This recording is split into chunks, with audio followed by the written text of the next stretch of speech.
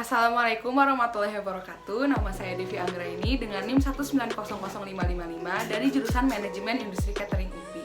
Kali ini saya akan membahas mengenai GMP atau Good Manufacturing Practice. GMP merupakan suatu pedoman atau prosedur yang menjelaskan bagaimana memproduksi makanan agar aman, bermutu, dan layak dikonsumsi. Bisa dikatakan GMP ini merupakan tata cara untuk mengontrol kualitas produksi makanan yang dihasilkan yang dipakai dari suatu perusahaan. Sebuah perusahaan yang produksi makanan atau produk olahan umumnya harus memenuhi standar Good Manufacturing Practice atau GMP ini jika ingin produknya semakin berkembang dan dipercaya oleh masyarakat ataupun distributor.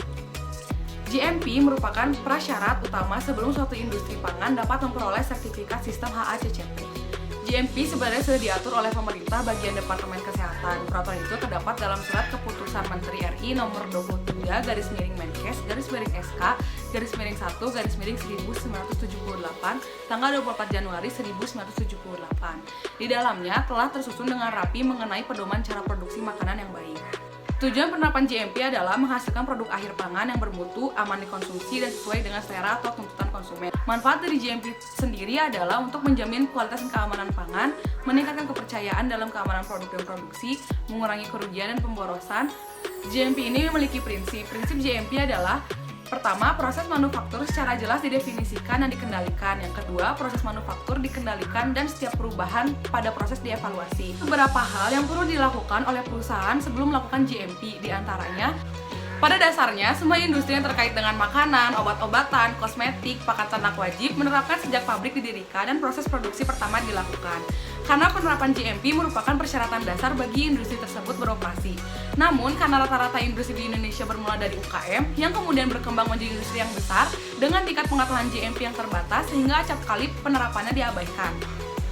Dari permasalahan kurangnya pengetahuan mengenai GMP ini, banyak ditemui masalah yang berkaitan dengan penyakit yang timbul disebabkan karena makanan, obat-obatan, kosmetik, dan peralatan medis atau medical device yang menimbulkan ancaman bagi keselamatan kesehatan konsumennya. Salah satu penyebab dari permasalahan ini disebabkan oleh adanya kontaminasi dalam proses produksi dari produk-produk tersebut.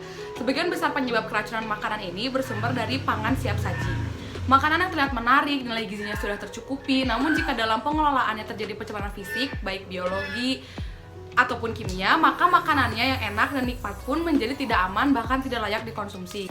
Sanitasi dan kebersihan menjadi solusi utama agar kualitas makanan terjamin sehat. Sayangnya, praktik sanitasi dan kebersihan yang buruk, termasuk makanan yang tidak aman, adalah penyebab utama malnutrisi di Indonesia. Selain itu, tercatat bahwa jumlah UMKM pangan sebanyak kurang lebih 1.253.000, namun hasil survei yang dilakukan terhadap 1.504 usaha mikro kecil di 18 provinsi menunjukkan hanya 24,14% usaha mikro kecil yang mampu menerapkan cara produksi pangan sesuai standar keamanan pangan.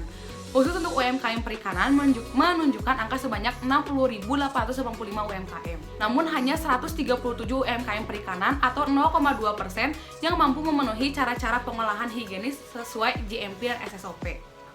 Maka dari itu, edukasi mengenai GMP ini terus-menerus dibutuhkan karena semakin berkembangnya industri pangan akan semakin banyak usaha-usaha baru yang bermunculan. Dan pemahaman mengenai GMP ini sangat dibutuhkan untuk para pengusaha atau produsen agar tidak menimbulkan ancaman dan bahaya bagi para konsumennya.